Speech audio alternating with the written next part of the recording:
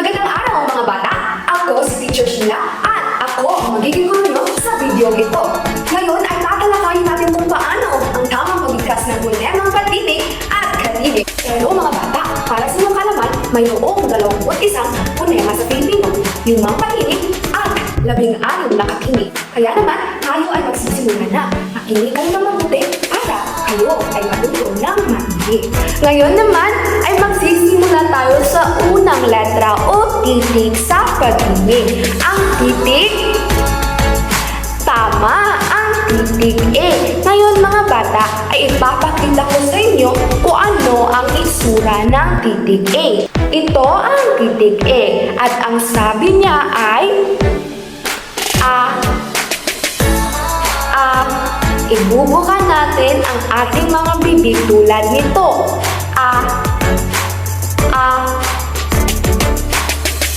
Ano nga ulit? Magaling mga bata, ayan ang tunog ng titik E. Ang sunod naman na ating pag-aaralan ay ang titik. Tama ang titik I. Ito ang titik I. At ang sabi niya ay gagawa tayo ng maliit na ngiti at sabihin ano nga ulit? Tama, magaling. Anong titik ito mga bata? Tama, ito ang titik I na ang sabi ay I. Gagawa tayo ng mahabang ngiti at sabihin I. Ano nga ulit iyon? Tama! Ngayon naman ay pupunta tayo sa ika-4 na titik sa patinig. Ito ang titik. Tama! Ito ang titik O. Ano ang tunog ng titik O?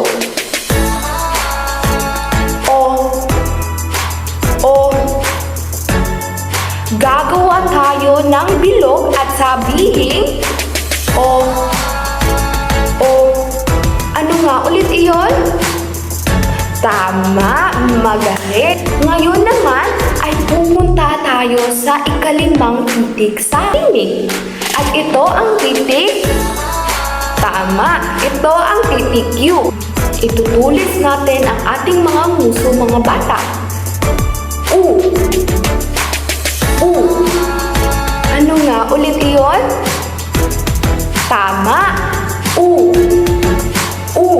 Magaling mga bata, iyon ang mga letra o titik sa patinig. Ano nga ulit iyon?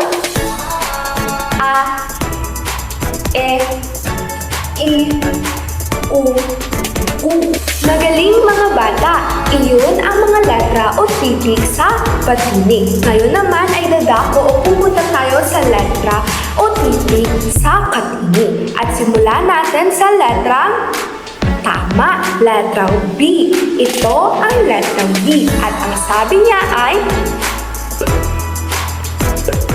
ang ibabang labi ay dumidikit sa labing taas, kagaya nito. Ano nga ulit iyon? Tama, magaling. Sunod naman ay ang letrang D. Ano nga ulit ito? Tama, at ang sabi niya ay ang dulo ng dila ay dumidikit sa loob ng mga ngiping itaas, kagaya nito. Ano nga ulit iyon? Tama!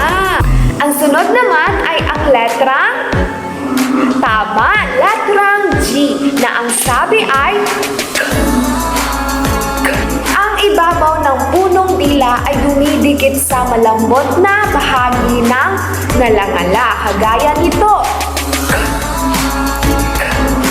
Ano nga ulit iyon? Tama! Sunod naman ay ang letrang H, at ang sabi niya ay kagaya ng letrang G at K, ang punong dila ay dumidikit sa malambot na parte ng ngalangala, kagaya nito. Ano nga ulit iyon? Tama! Sunod naman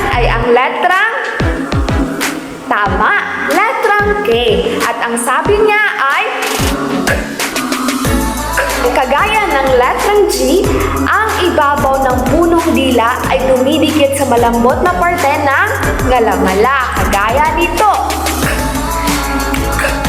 Ano nga ulit iyon? Tama! Sunod naman ay ang letrang tama, letrang L, at ang sabi niya ay ang ibabaw ng dulong dila ay dumidikit sa punong gilagid, kagaya nito. Ano nga iyon? Tama! Ito naman ang letrang L, na ang sabi ay Sunod naman ay ang letrang N. Ano nga ulit ito? Tama! Ito ang letrang N, at ang sabi niya ay kagaya ng letrang D at T, ang dulo ng dila ay dumidikit sa loob ng mga ngiping nasa itaas, kagaya nito. Ano nga ulit iyon? Tama! Sunod naman ay ang letrang tama.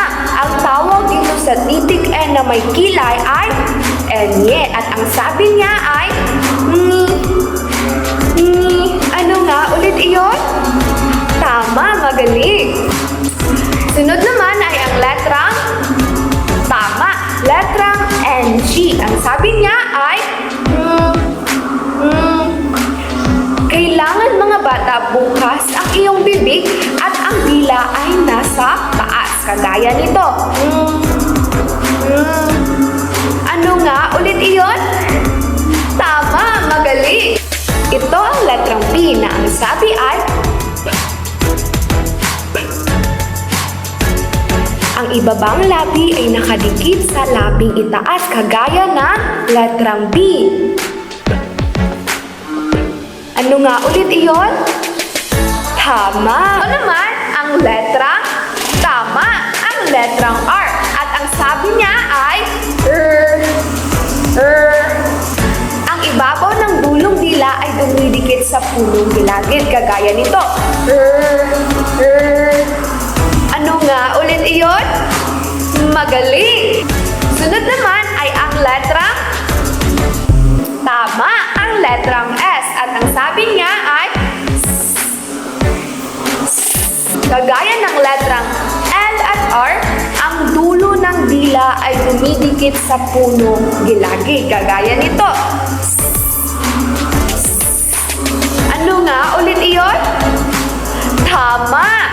Sunod naman ay ang letrang D. Ano nga ulit ito? Tama, at ang sabi niya ay ang dulo ng dila ay dumidikit sa loob ng mga ngiping itaas, kagaya nito. Ano nga ulit iyon? Tama!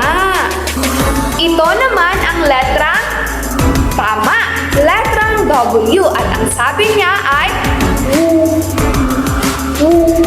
dito ay nagkakaroon ng galaw mula sa isang posisyon ng labi o dila patungo sa ibang posisyon, kagaya nito. Ano nga ulit iyon? Tama! Sunod naman ay ang letrang tama, letrang Y, at ang sabi niya ay kagaya ng letrang W, dito ay nagkakaroon ng galaw mula sa isang posisyon ng labi o dila patungo sa ibang posisyon, kagaya nito. Ano nga ulit iyon? Magaling! Ngayon mga bata, alam niyo na kung ano ang tunog at kung paano bigkasin ang mga letra sa katinig. Ano nga ulit iyon? Sabayan niyo ako. Letrang B, letrang K, letrang D, letrang G, letrang H, letrang L, letrang M, letrang N, letrang N, letrang NG, letrang P, letrang R, letrang S, letrang T, letrang